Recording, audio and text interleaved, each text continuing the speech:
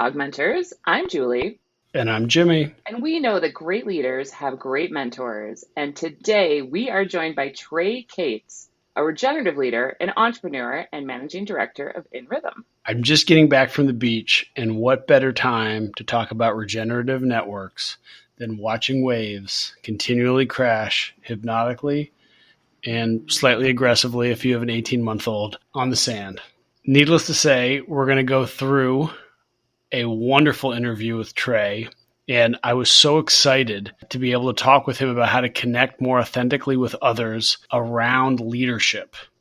Trey has a different view of leadership, and it's not a bad view. Trey has a unique view of leadership where it's not leading from the front, but rather leading with your team. Trey also taught us how to grow to your potential through the concept, like the framework, think big, the concept of regeneration. Think of those waves continually reshaping. And lastly, our principle for this entire episode will be evolution. Here we go.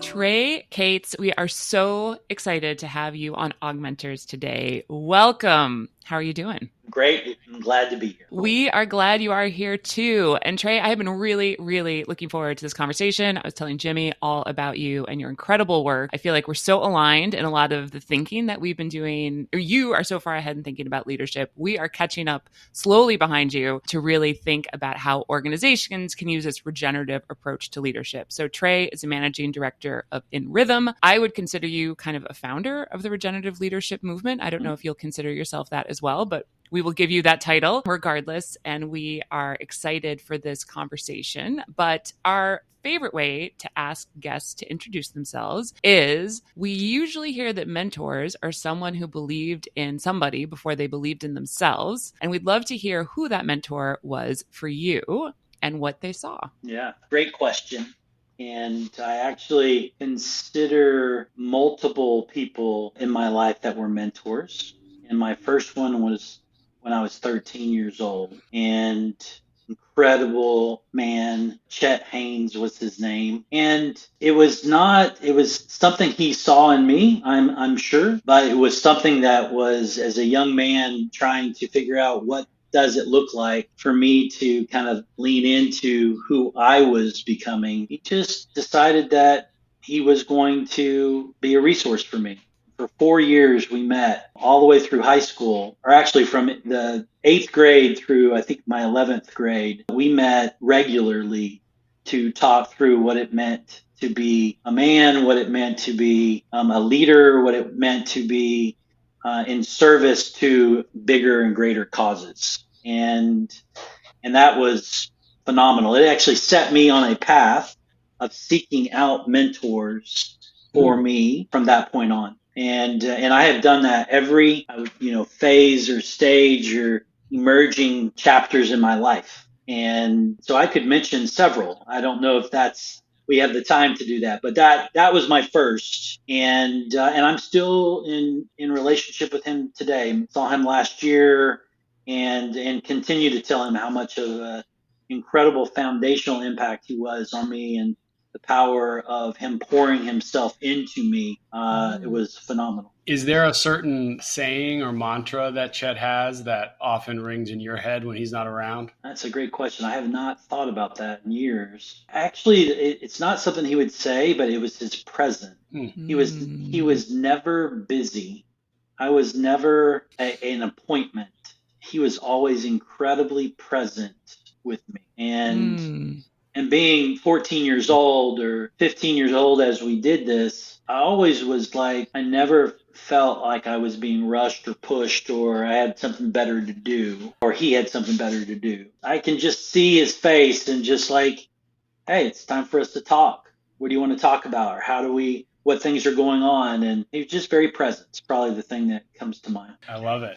And I hate to even start skipping ahead, but I just thinking about leaders who are really present with you and not multitasking, and also you can tell thinking of something else, that presence of somebody who's really listening and you are the only priority at that moment. That is it's such an incredible gift. Did that sort of set you on this path around leadership? Yeah, without doubt. I mean, it was, and he sought me out. I was so young, and I actually was new. This happened to be a part of a church community that he was actively involved in, and I wasn't even there. And there was still some really people who were around that community at the time were surprised that he had asked me when there were some other young leaders that he did not ask to be in that relationship. And so there was something he saw, and there was a commitment there, and that presence, that it is something I've held as a priority for me with others, both formally and informally, of if I see something, I will seek it out to be a resource to others in their own journey, and that came from Chet for sure. Chet also has a phenomenal name. I mean, talk about something to say right before a handshake. You know, Chet Haynes, put him there. That's right. Love like that. That's phenomenal. Is there, you mentioned you have a list of other mentors that you have sought out and turned them in from names into, real meaning. Do you have a description in your mind of how somebody maybe after a time in your relationship said, hey, Trey, when I met you, this is what I saw, and you weren't doing this yet, you weren't seeing it yet. Was there something like that you can remember? Yeah, I think a theme that's come across all of my mentors is I am about creating the future that I believe is possible. And even early, there was a drive, there was a longing, there was a seeking that I think set the stage. And it was pretty much a theme into other relationships. And second individual that really spent that kind of time with me, I know that was part of what was seen. I was really motivated to shift things as a 20-year-old, and I just needed some support from others, in particular those who had a little more experience, a little more wisdom, a little more insight, and to hold space in a way that wasn't, and this is what none of them did, which I thought was phenomenal, and that's looking back on it, is nothing was prescriptive. It was very principle based. And that has been and continues to be one of the strongest themes in my life. That nobody told me what to do. It was about creating conditions for my own development, my own emergence. And that's just incredible, absolutely incredible. I don't remember a single one of them giving me a to-do list saying, these are the 5 things you should do to be a leader. It was pouring themselves into who I was as a unique individual, and allowing what comes out of that to be unique to me. I really want to ask more clearly, when you said you were very motivated to shift things as a 20-year-old, for most people that would mean going to the gym and picking weights up and putting them down. But I'm guessing it was something a little different. But instead, you mentioned that nobody said 5 things, do this, become a leader. Trey, now would be a great time for you to introduce to our audience your definition of regenerative leadership, and also how in a group setting you kind of bring the topic and theme and connect people to it. Thank you. I would be happy to do that. So first, let me just start off with what is regeneration to me and to the communities that we're serving. It really is about an approach which is deeply rooted in seeing everything around us through a lens of living systems or life. So the best way to look at it is, what does it look like to own a business and bring life to it? What does it look like to start a project and bring life to it? What does it look like to enable or nurture life within the things that we're a part of? So regeneration is really about bringing life to everything that we do. So when we think about leadership, we reframe leadership very specifically to be about creating conditions for people to thrive. And when we think about that, it's not, we know for people to thrive in their workplace or in a cause that they're a part of, or their family, or whatever it is that they're passionate about, it's going to need to be unique to them. It doesn't and will not and should not look like it looks to me. And so for us, it's, what do the conditions need to be for you to emerge into the 100% of who you are in the context of the work you do in the world. And so we talk about leaders as condition making leaders. That's what we do. What we ensure that the environments, we ensure that the roles, we ensure that the activities that we're all about are designed in ways to allow both that organization or project to thrive and the individuals that are a part of it. And versus the traditional leadership may have been, it's not always the case, again, very prescriptive. This is exactly what a leader looks like. And if you don't fit that bill, then you're not a leader, right? And then we get into conversations, are leaders born or are they made, right? I think it's that the reality of those kinds of questions is not as relevant to us, because we need to be present with people who are looking to become their full selves. And that is about creating those conditions. And leadership doesn't need to look the way that we've seen corporate leadership look. People can lead in all kinds of different ways. And the combination of regeneration and leadership together is individuals that are creating conditions for people to thrive, and that those conditions are deeply rooted in health. And then we allow the emergence or the outcomes to just be natural outflows of that genius, of that leadership, of that work. And that's what I get most excited about, because I see potential in individuals and organizations, and most of that potential is sitting on the sidelines. It's not engaged.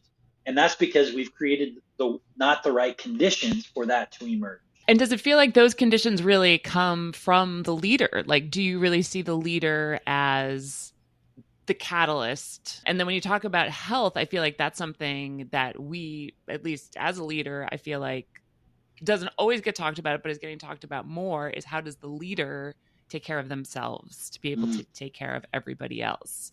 So are there any sort of specific ways that you kind of help create those conditions within the leader so that they're able to lead from a position of strength? Maybe not strength, but of health. Sure. I would think there are a couple of things that I could kind of point out in that process. I'll start with the health and then work backwards from there. When we think about creating conditions, we think about those conditions like soil. And what do we need to do to ensure that soil is creating all of the deep-rooted connections so that what emerges from that, if it's your garden or it's a incredible tree, the reality is all of that energy is coming because the conditions are there for that to emerge. And so when we think about health, we know healthy conditions allow for things to emerge that tend to get shut down in unhealthy conditions. We know this. We see this in Gallup polls and everything else. The disengagement rate in organizations or groups across multiple cultures is so significant because the conditions do not exist for people to be able to bring that forward. And so for us, it's really about trying to shift it so that the leader itself is not necessarily they're creating part of the conditions, because part of the conditions is being receptive to the reality of what emerges. And you're facilitating and supporting that kind of engagement. So it creates an opportunity for individuals to feel, oh, I am enough. I can continue to work on myself without having to look at somebody else. So there's a lot of reframing that I feel like a leader who's creating conditions is doing, to say, I hear what you just said, but what if it was this way? What if you saw it that way? What if you weren't trying to just perform and you were trying to work on yourself in that healthy way? So we are constantly looking at it from all of those angles, from the senior CEO all the way to someone who says, you know what, I'm the beginning of my career and I just got a job as a pizza delivery person. Well, what do I do and how does that show up? What does leadership look like in the work I do in the world? And part of it is just recognizing that this is a journey and that it is about creating conditions for myself to be able to live into what is emerging for me and evolving as I engage in the world around me. I love it, Trey. I have a question. I really like getting into like words themselves and why we use them. Obviously, AugMentors, we like to play with words here. So talking about the word leader in its most basic sense, I think of the kids game, follow the leader. Like literally it's just the person in front. It is, people follow, but I'm guessing your definition is going to be more like a leader is somebody who galvanizes, augments, and focuses energy. A leader is something about energy. Is leader still, or leadership still the right term? Like if you could if there was no, back catalog of everybody on the internet, already talking about words, what word do you think you would use to be like, hey, this person from pizza delivery all the way to CEO can be their own leader or can be a leader, an example for others? I'm really, yeah. Yeah, actually, we in one of my previous companies that I had started, we actually defined our purpose as to be a life-changing community of leaders, and everybody was in that category. And so I don't have any challenge with the word leader, but I do have challenge with the leader leading from the front. There is context. Context matters for everything. There may be something that I am doing right now that makes sense for me to lead from the front because I'm gifted to do that. And then there's something else that happens in the organization or in a community where somebody else's gifts are better to lead in that way. So we should see leadership as what are the both opportunities and challenges we're having, and how do we have capacity across a group of people, a community of people that allows them to step into their full essence when that group needs it, versus I'm the only one leading and I'm the one who's responsible. I'm the one carrying the burden. I've got to be perfect. I've got to hold it all. And in reality, nothing in nature, nothing in a living system behaves that way. There's nothing around us that behaves that way. We all have these incredible roles. And when we're needed, we get to step into it. And I happen to be in a place where there are several things I could step into.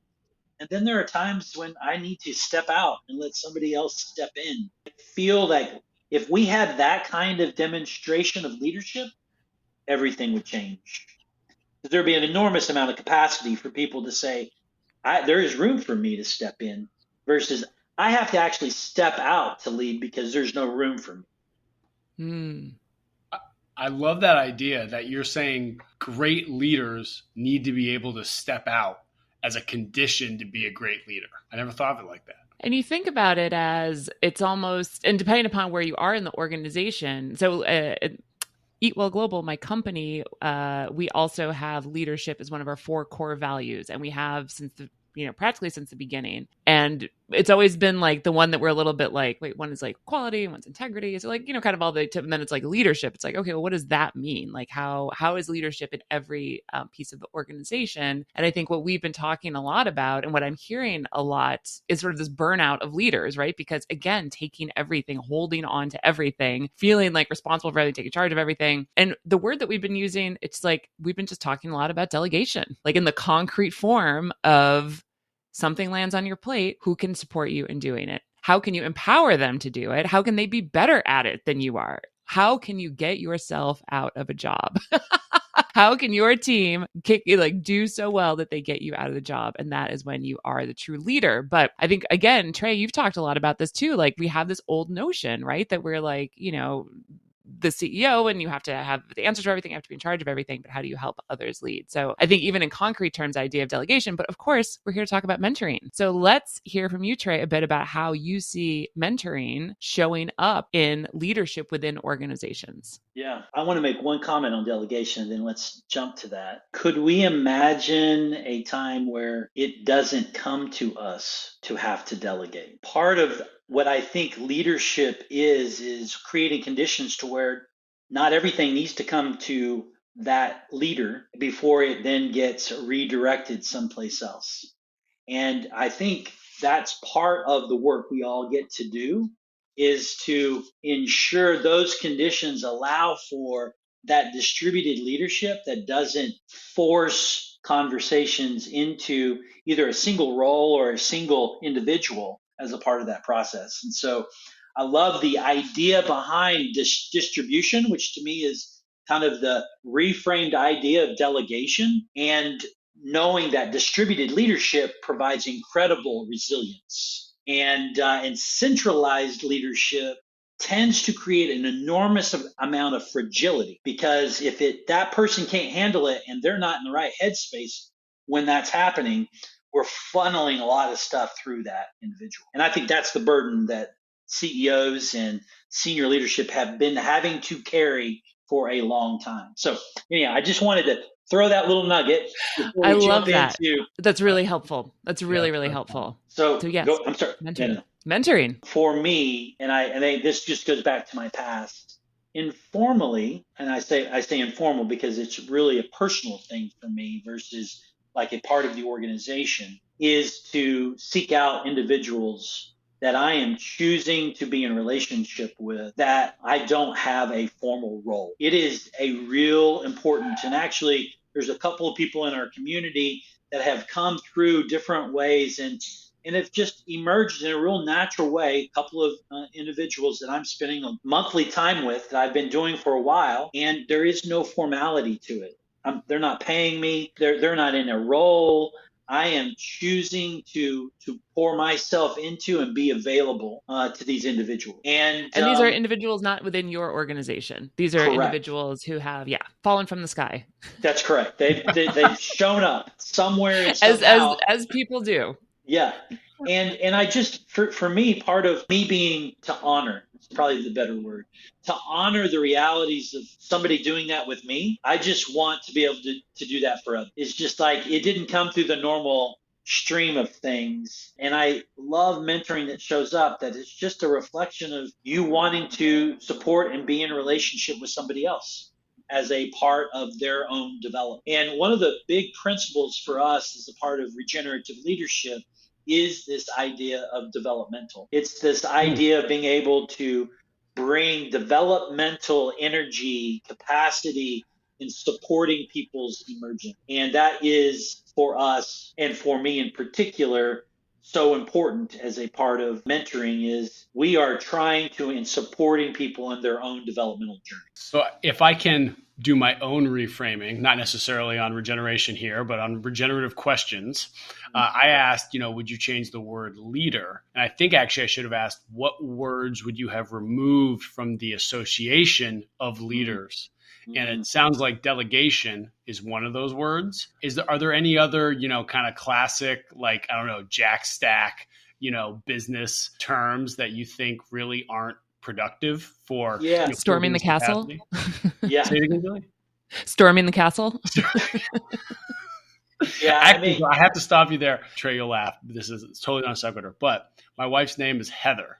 Okay. And she just got a text from a friend in England where there is an English ale that is named Storming the Castle with Heather. And it's an English ale brewed in Ireland, of course. Now I can't think of. So now Heather. So if Heather was not storming the castle as the CEO, then what other terms? I love that question. Like, what other terms would we get rid of? There's probably so many. There's so many. Yeah, I think there are a lot of terms, and most of it comes from, I haven't used this term today yet, but in what we're trying to shift, we're trying to shift people from a mechanistic mindset and attitude and perspective and design to a living design, one that really honors and stewards life as a part of a process. And so all the language we use that tends to be mechanistic, I think gets in the way of our ability to lead in this distributed way, where it's really creating capacity across an entire system, organization, a community, that says we need leaders in all roles. We need support in all roles. What does that look like? And how do we create that kind of capacity? And when we think about that mechanistic design, it was top down. It was lead from the front. It was follow me. I know where we're going. It tends to be a lot of male energy, which is like storm the castle, follow me, duck down behind. I'm going to bushwhack in front. I'm going to lead the path. All those things forces people into being what you are being. in whatever role you're playing in doing that, versus a lot of really merging different leadership is distributed and recognizing it's not all single file following one person. It's coming in at angles. It's coming in flanks. I mean, there's all kinds of stuff because somebody can lead over here and somebody's leading over here, and we're coordinating and facilitating and supporting and stewarding. Those are all the languages of creating conditions versus I'm just, you know what? I don't need you to think. I don't need you to question. I just need you to follow me and do what I do. Unfortunately, the unintended consequence of that kind of design is full on disengagement. Or we're mimicking something that is somebody else and we feel lifeless in it because it is not me. It's not you. It's that person. And those are the things that I think are so important to reframe or to reconsider. This is such an interesting conversation because Jimmy will remember last week we had on Admiral Mike Manazer, who was in the Navy. I mean, just like this incredible, decorated Top Gun, and hearing his stories about literally it was way over my head. There was a lot of things I didn't understand exactly what he did, but he was really he was Learn How to Lead to Win was his book. And he was very, very focused on that leading from the front. So this is so cool to have this conversation now, which I think is such a different way of looking at it. We think about so many of our business terms are obviously military terms. And I love those words that you're using that should really shift that. Yeah.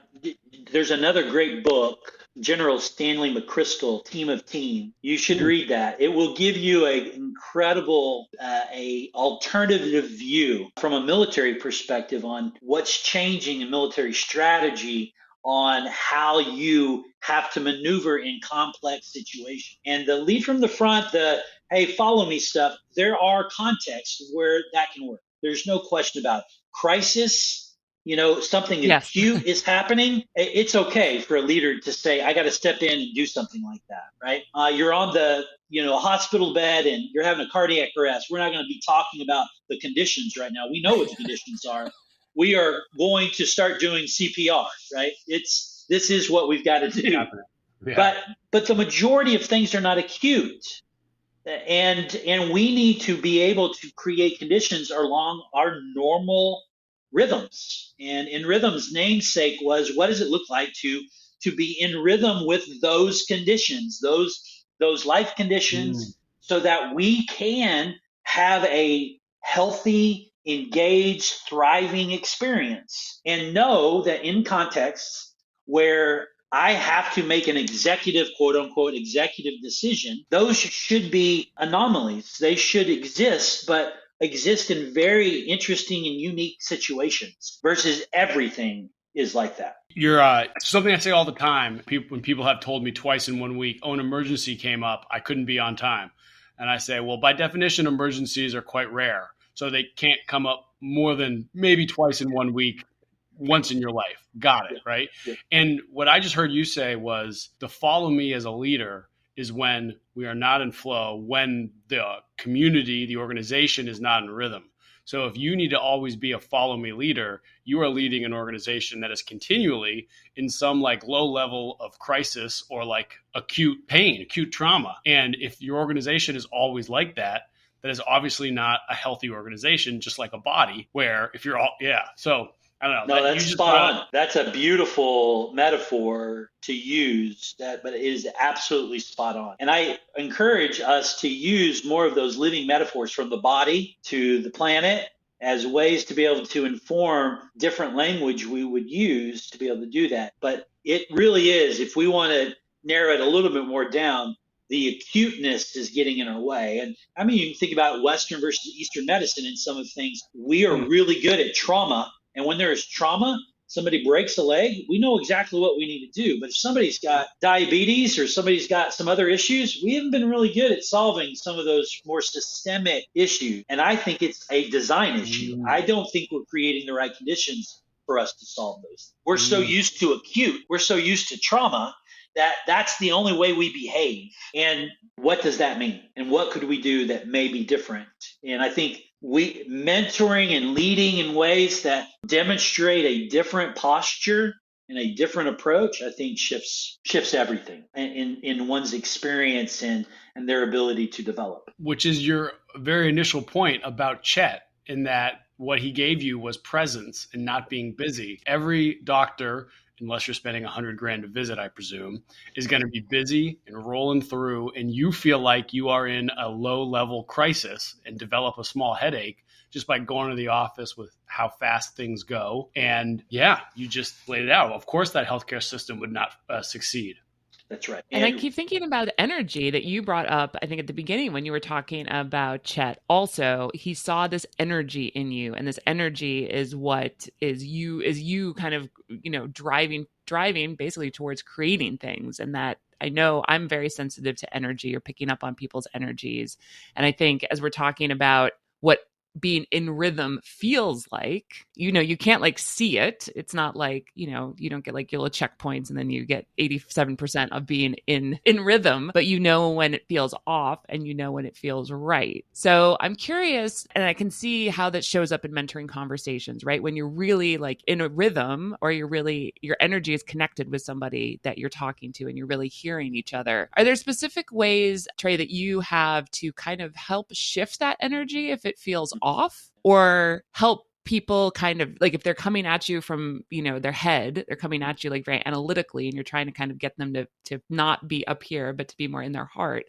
Are there specific, ways that you help people kind of get into that flow? Actually, the term we use often is we need to create living structures as a way to help create the conditions. So that designing of those structures, and it could be, the times that we meet with somebody, it could be what we're saying and how we're saying it in those meetings. One of the most important things that we are really encouraging people is just to be receptive and aware of what is happening around them. So if I'm feeling something and you're not feeling it, the question is why?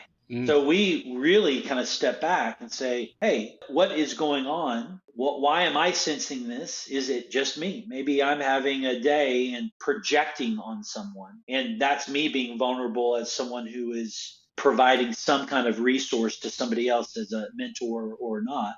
And vice versa. Somebody else is really having a rough day. Right. And I could even I'll just bring this up. When we came in and you said, how am I doing? And I said, I've had a rough couple of months here. And that ability to have those conversations, to be able to follow the energy associated with that, and people can be honest and receptive and engaged. I could even tell you're like, I want to dig in that with you, but we've got this podcast that we need to do. Right. So and that's the thing. So what and how do we manage the dynamics of what is happening in the moment, to be present, to hold space?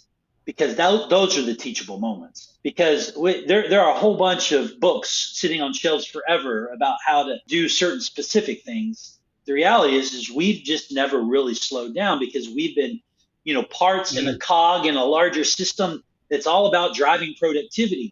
And all our principles are about maximize this and minimize this, versus what if we're just about creating healthy conditions and letting the outcomes take care of themselves. Wow.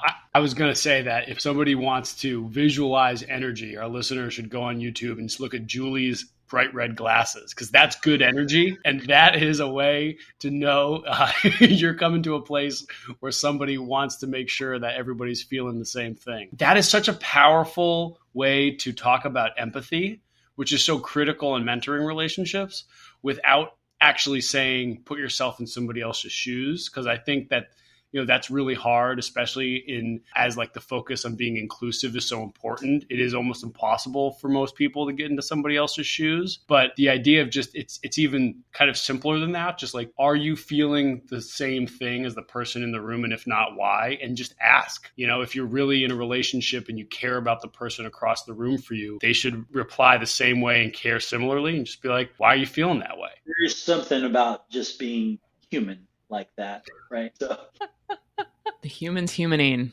Life be lifing. Trey, what kind of, I think this whole concept of regenerative everything, I know we always have least started, most people are familiar talking about regenerative agriculture, certainly in the fields that all three of us work in. And now we had John Fullerton on talking about regenerative economics. And then I think this concept of regenerative leadership, especially for people listening to our podcast, is a big one. What kind of resources would you recommend for people to just get started to really better understand this concept?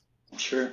We have just because I have lots, but I would say on our website, inrhythm.com, there's a whole resource section fully laying out all kinds of books and podcasts and publications about what regeneration looks like. And I'll broaden it a little bit for us. For us, it's about a regenerative society, which is why you brought up agriculture and economics and all those other things, and that we need leadership to be symbiotic with that. Versus leadership's about top down. We're going to drive it. We're going to push it. We're going to pull it. And it's actually in conflict with the realities of the rhythms we're trying to create in that approach. So when we think about regeneration, it's about, I would encourage, there are some great books on biomimicry. There are great books on looking at living systems as a model versus machines as a model. Most of all our leadership, organizational, and societal design looks like cogs and wheels.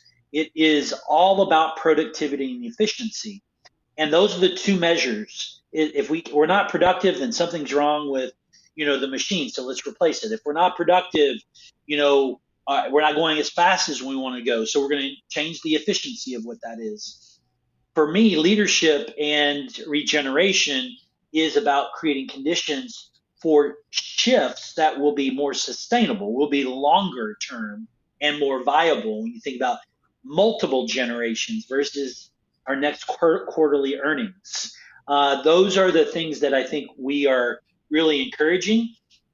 And there are several, both spiritual, indigenous, organizational approaches that really align with this idea that we're living, and the problems that we're addressing are complex, which means we need a different kind of leadership to be able to support us through all that. So if there's one kind of cheeky person in our audience right now listening and they grab one of your quotes, that's what I'm about to tell you. Because like sometimes when people talk about leadership and regenerative network systems, just regeneration, it's kind of like, all right, you chop off, part of a reptile, it grows back.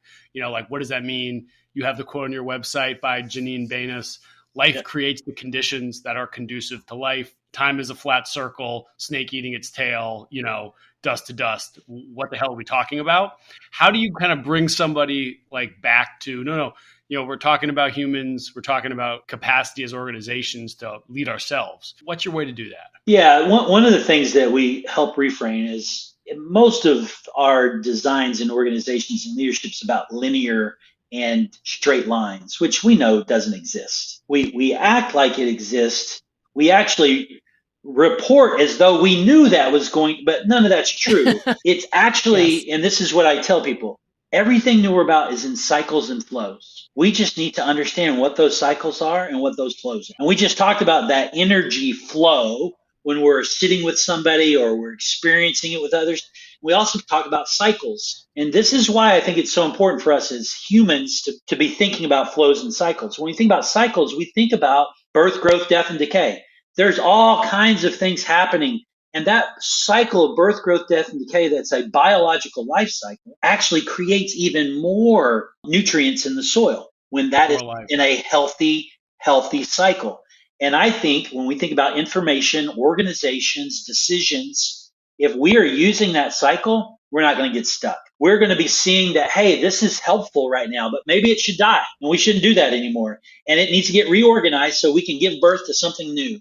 And that cycle continues to repeat itself. We, because of machines, get used to static and this is the way it is stuff. And that's not the real world. And then we force agendas, we force things to stay the same when they need to be cycling. So leadership, organizations, all the stuff we're doing is really recognizing the cycles and flows and really trying to be present with them and want the productivity, but not at the expense of the health of the system or the health of the individual. We're no less desirous of productivity, but I think we can do it with health, not at the expense of health. I love how you basically just had every MBA marketing professor go, you just threw out the product life cycle stages. No. That's amazing. Julie, I know you have something. No, and I love it. I know as we're doing like 24 planning right now, this is like exactly what I need to hear. But this also just makes me think so much of this is possible for everything. This is possible for families. I've heard of families like creating a mission statement, and like this is possible for communities and possible for, right? There's like so many ways that there are so many sort of broken systems that what you're bringing out. And it's amazing that Chet saw this in you at age 13, that you not only would have these incredible sort of feelings and visions, but that you were able to actually bring them to life, which is like just the most exciting part of it. I feel that I almost want to have another conversation. I don't know if we can do that a part 2, really on mentoring more, because I feel like we've talked so much about leadership, but really helping the leaders like have the language around how to bring this really to life in their organization. So we can save that for a part 2, but I just feel so energized by what you're bringing. And I'm so happy that organizations are really seeing this and thriving in this, because when I think about my kids who are just going to be entering the workforce soon, I want them to be able to work in organizations like this versus the old school, although they'll probably both be entrepreneurs. But I will be excited for them to start businesses that use these principles too. And I know Jimmy has a few last questions. Let's not be prescriptive. Okay. I'm not being prescriptive. I'm just ready to invest. I got the checks ready. What do they need? I listened to Trey. I know what you've been doing the last hour. Why are you feeling differently than me right now, Julie? We can talk about it in the outro. Trey, I have a really quick rapid fire word association game I like to play with everybody that comes on the show. Just 4 words. I'm going to say the word and you just fire right back to me. There's no wrong answer. So if I say the word mentor, what comes to mind? Me. If I say the word mentee? Diversity. I was waiting on you, but I got it. Me too. I was almost like I was starting to write you, and I was like, no, I'll wait. If I say sponsor? Support. And lastly, the word coach. Condition maker. That's fantastic, Trey. I have a lot more questions, but I think I'll wrap up there with, I hope more of our listeners, when they hear the word mentor, they think me as well. That could be our mission. And Trey, we'll definitely, of course, highlight your website and some of the resources. Is there anything else you'd want to share with listeners? No, just a pleasure to be with you all. Thank you for having this platform and just the opportunity to share. Regenerative AugMentors. Here we go.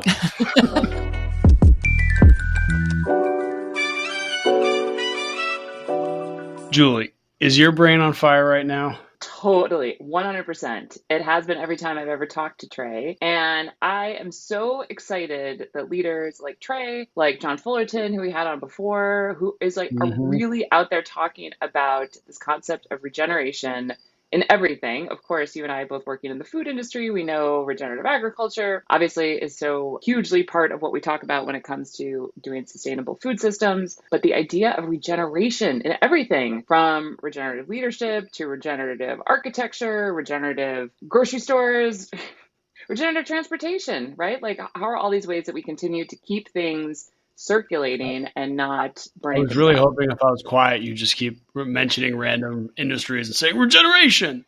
It'll happen. And I'm like, I work in nature. I can figure out blue or red pill when I remember what each means. Totally. But speaking of blue or red pill, as soon as regenerative came up with our interview with Trey, wow. His eyes lit up. I could literally feel a light come on inside the room. And from there, I felt so focused and just like literally rooted in the conversation, knowing that there was past energy that was flowing through me and future energy that was about to come as well. And normally I might not speak in such ways, but I really felt connected. I feel that from you. I love the enthusiasm and I definitely felt it too. And I think and the way that Trey is really bringing this, so we talk about this mentoring in terms of like one-on-one or one person bringing this concept to another person. But Trey's bringing it into organizations. He's bringing it into educational opportunities broadly for teams, for individuals. So I think just the more that these kind of concepts get out and the more that people, especially younger in their career, like they're really adopting these principles and looking at leadership from this regenerative standpoint. And I think it gives me a lot of hope, frankly. It's regenerative hope. It just keeps growing. Even in these incredibly busy times where people say there's not really time for a new relationship, or, I can learn what I need to learn from the internet. This most simple takeaway here is just be present in that moment. Just give yourself the opportunity to have 10 minutes, 20 minutes with someone. Just say, I'm not going to check anything else. I'm not going to think about anything else. I'm just going to listen to this individual and be there. We continually underestimate the power of that time and that connection. And I can always see my time with Trey. He's super tuned in. He's super, super tuned in. He's a busy guy. He's got lots going on, but he's really tuned in and really committed to making an impact in the communities that he's a part of from the business standpoint, but also within his community, within his family, within his faith. He's really committed to that. So I feel really happy to have gotten the chance to meet him, to know him, to work with him. And I hope our listeners really got a lot out of the conversation. And at the very least, you're going to connect more authentically with others just by being present in that moment with somebody else. Because as Trey said so clearly, leadership is not about jumping on the horse and riding in front of everybody else like Teddy Roosevelt at the Battle of San Juan Hill. Being ready to lead as a team. So it's about being present in that moment and building that capacity within your entire organization, that when something does come up, when there is something acute, it's not just one person who's going to run forward into the storm. It is going to be the entire group who's going to be able to lead individual efforts. It's the dynamos. The dynamos. Julie, do you know why Bison run into the storm? Because they're all together? Because they're not so smart? You could go with Lemming theorem, but it's because if you run into the storm, you will be in the storm for a shorter amount of time. If you run with the storm, we're talking blue shift, red shift here, coming back to the matrix, you will be in the storm for longer. I think that is really helpful, but probably mostly for Bison. Be the Bison. However, they have been able to continue to exist for quite some time. That's a challenge, those Bison.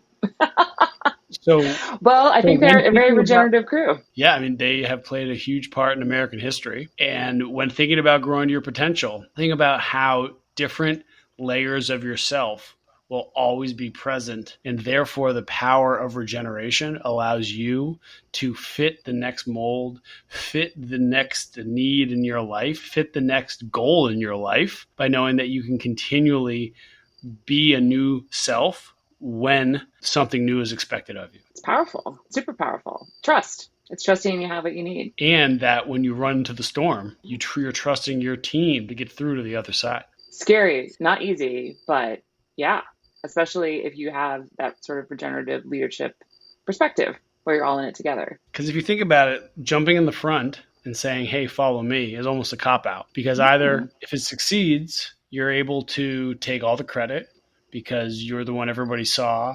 You were the one being reckless. You were the one taking risks, whatever you want to call it. But that doesn't really give credit to your team. And if you fail, well, it's not going to matter to you because you're not going to be thinking much if you didn't make it up the hill as the leader. Yeah. So it's almost a selfish act in that way, as opposed to what's going to be likely the best way to galvanize your entire organization for success. And that's about putting power into everybody's hands. That's your manifesto right there, Jimmy. And that's why, Julie, I don't think, and I'm happy I pushed back, which is rare, that this episode isn't about resilience. This episode is about evolution. Do you know why, Julie, that this entire episode should be about evolution? I don't. Tell me. Because Dumbledore had a pet. I think it's our first Harry Potter reference on the show. And Dumbledore's pet was a phoenix. Do you remember that phoenix's name? No, I didn't see it. Fox. And no, that's not something that runs through a park at night. And no, that's not an F word I can't say on television. It is for Guy Fawkes, a revolutionary. Oh, so yes, right. Phoenixes, by definition, are regenerative, and revolutions will always cleanse the system. Wow. That is a lot for the end of this amazing AugMentors episode, but I feel like that is a mic drop. So I have to say, Jimmy, this was a pleasure to think through these really big ideas, Trey, and with you, and be able to lead all together and get through the storm. I really appreciate Trey being able to share in such a steady way for advocating for teams and not individuals. It's a big deal. Totally. That's what we're here for. AugMentors out. AugMentors out.